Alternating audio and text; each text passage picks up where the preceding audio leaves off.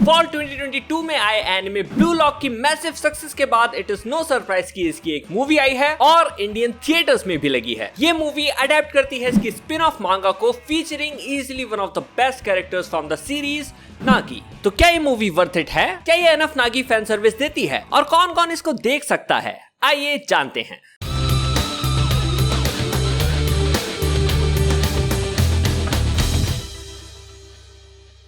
अगर आप blue lock से फेमिलियर नहीं है तो ये एक स्पोर्ट्स एनिमे है जो अपने पहले सीजन के साथ ही एक इंस्टेंट हिट रहा था। मे बी बिकॉज ये एनिमे है फुटबॉल के बारे में, literally the most popular sport on the planet. पर दुनिया भर में तो दर्जनों स्पोर्ट्स एनिमे एग्जिस्ट करते हैं एंड इवन फुटबॉल के बारे में भी प्लेंटी ऑफ शोज अवेलेबल हैं। तो ब्लू लॉक को क्या चीज अलग बनाती है? इस एनिमे को अलग बनाती हैं इसकी एक्सट्रीम कंडीशंस जिनमें ये प्लेयर्स को डालता है। मैं कहूंगा कि ये एनिमे एक मिक्सचर है स्पोर्ट्स और सर्वाइवल का, bringing the best of both worlds. Blue lock एक प्रोग्राम है जापान से बेस्ट स्ट्राइकर प्रोड्यूस करने का। इसके लिए कुछ 300 एक्सेप्शनल यंग टैलेंट्स को हैंडपिक किया जाता है जिनको आपस में कंपीट करना है। जो हारता जाएगा वो बाहर होता जाएगा और उसे जिंदगी में दोबारा कभी भी जापान को रिप्रेजेंट करने का मौका नहीं मिलेगा। This is a life and death situation for every player because there will only be one survivor.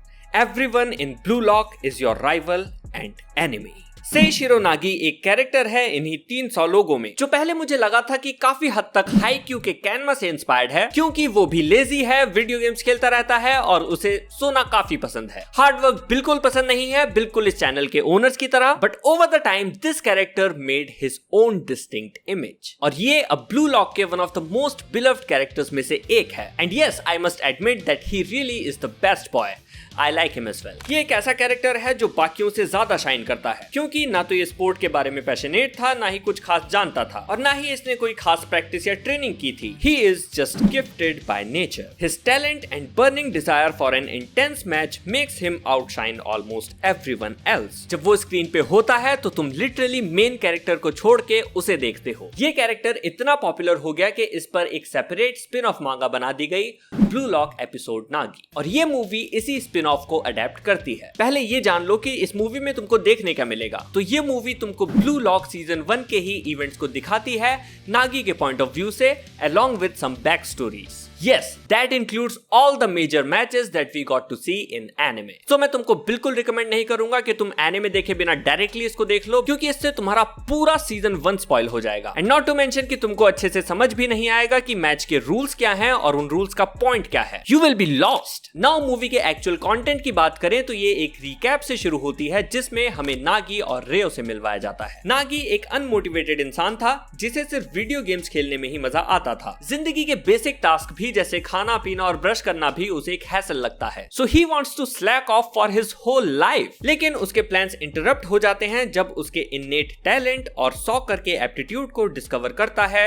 Rayo मिकागे, जो चार्मिंग है, दिमाग और शरीर दोनों से तेज है और कोठी बंगले वाला आदमी है। लेकिन वो अपनी इस कोठे बंगले वाली जिंदगी से बोर हो जाता है और उसकी अब सिर्फ एक ही स्ट्रॉन्ग डिजायर है और वो है वर्ल्ड सॉकर चैंपियन बनना। इस सपने को पूरा करने के लिए वो नागी के साथ टीम अप करता है और उसकी एक्सेप्शनल स्किल्स को यूटिलाइज करता है। इस डुओ पर नजर पड़ती है ब्लू लॉक रिक्रूटमेंट टीम की, जो देखने तो आते हैं एक एलीट टीम के मैच को, बट इंस्टेड वो डिस्कवर करते हैं इस पावर डुओ को। That other team was done dirty दो। मूवी ने उनको एकदम छोटे में निपटा दिया और कंप्लीटली डिमोलिश कर दिया। It turned them into just a punching bag. काफी अच्छी अपॉर्चुनिटी थी यहाँ पर एक इंटरेस्टिंग मैच दिखाने की, बट मूवी ने बोला नागी है इंपॉर्टेंट, इनको रफा दफा करो। आई एम श्योर ये मांगा में इतना छोटा भी नहीं रहा होगा, क्योंकि मांगा में 24 चैप्टर्स हैं और इन चैप्टर्स की लेंथ भी यूजुअल ब्लू लॉक चैप्टर्स से ज्यादा है। No way all this content can fit into a 1 hour 30 minute movie which includes opening credits, title cards, ending credits and a post credit scene. They have cut a lot. Reference के लिए बता दूं कि 24 episodes का anime adapt करता है 94 chapters of मांगा, जिसके अकॉर्डिंग मूवी को एटलीस्ट और 30 से 40 मिनट लंबा होना चाहिए था चीजों को थोड़ा ठीक से दिखाने के लिए। मूवी देखते हुए तुमको डेफिनेटली फील होगा कि चीजें रश्ड हैं और यही मेरा इस मूवी से बिगेस्ट कंप्लेंट है। Otherwise the movie is actually really good. It's like watching any intense episode of blue lock, but from the eyes of the most interesting character from the series, Nagi, pure talent जिसको तराशना अभी बाकी है। और movie में हम इसी चीज को विटनेस करते हैं, उसके तराशे जाने को, कि ब्लू लॉक में एंटर करने से पहले नागी का क्या एटीट्यूड था, किन चीजों ने उसे पुश किया कि वो ब्लू लॉक में एंटर करे, बाकी मैचेस के दौरान उसका क्या परफॉर्मेंस था और क्या थॉट प्रोसेस था, वो सब हमको देखने मिलता है, जिसमें हमको काफी अच्छा भाईचारा भी देखने मिला, some funny and silly moments भी थे, and of course fan service for the ladies, for boys as well. Zenitsu को मूवी एक्चुअली काफी लिफ्ट करती है। इसके पहले मेरा पर्सपेक्टिव था कि ज़ेनतात्सु काफी वन डायमेंशनल और बोरिंग कैरेक्टर है, पर मूवी में मुझे उसकी एक कंप्लीटली दूसरी साइड देखने मिली जो लाइट हार्टेड और इडियोटिक भी थी। एक सीन था जिसमें कोई उसको इडियट बोलता है एंड ही लिटरली रिप्लाइज, जो बोलता है वही होता है। He's a funny yet sincere guy.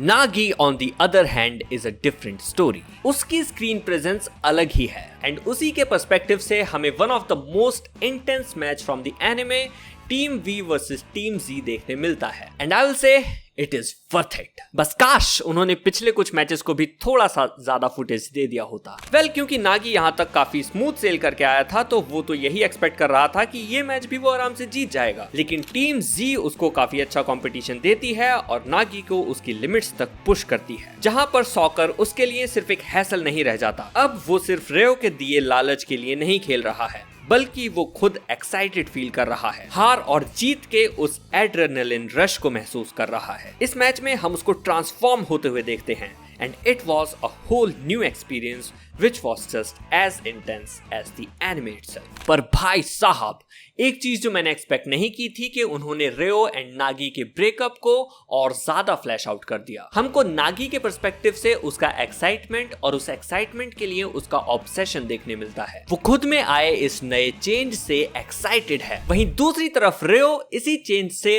Heart broken महसूस करता है। The movie really improved on the anime here. And improvements की बात अगर हो ही रही है तो मैं ये भी कहूंगा कि मोस्ट ऑफ द मूवी में हमको 2D एनिमेटेड सीन्स ही देखने मिलते हैं, which I was happy about. CG कहीं कहीं था लेकिन मिनिमल था, और जितना था उसको अच्छे से बनाया गया था कि वो जारिंग नहीं लग रहा था। CGI का यूज मुझे सीजन 1 के सेकेंड हाफ में काफी ज्यादा बॉदर करने लगा था, क्योंकि सीन्स काफी ऑड से दिख रहे थे, but that wasn't the case here, so plus 2000 aura. By the way, talking about the second half of the anime, वो भी उन्होंने फटाफट करके निकाल दिया, लाइक 12 एपिसोड्स केवल 5 मिनट में मोन्टाज के साथ। जिसको पहले से आइडिया नहीं है उसको पता भी नहीं लगेगा कि हुआ क्या, so that was kind of disappointing. But movie के पोस्ट क्रेडिट सीन ने इसको बचा लिया। मैं ये तो नहीं बताऊंगा कि क्या था, बट जो भी था सीजन 2 के लिए तुम्हारे तन बदन में आग लगा देगा। सो क्रेडिट्स रोल होने तक का वेट करना। फिलहाल मूवी के बारे में बताने के लिए मेरे पास इतना ही था। मूवी फैंस को तो काफी पसंद आएगी, स्पेसिफिकली नागी फैंस के लिए तो ये स्पेशल ट्रीट है। बाकी लोग अपना डिसीजन खुद ले लो, मैंने एनफ बता दिया है। हाँ, वीडियो को लाइक एंड शेयर जरूर कर देना ताकि और फैंस को भी पता चल सके कि मूवी आई है। फिलहाल के लिए मैं चलता हूँ, मिलूंगा तुमसे अगली वीडियो में। जा माता ने।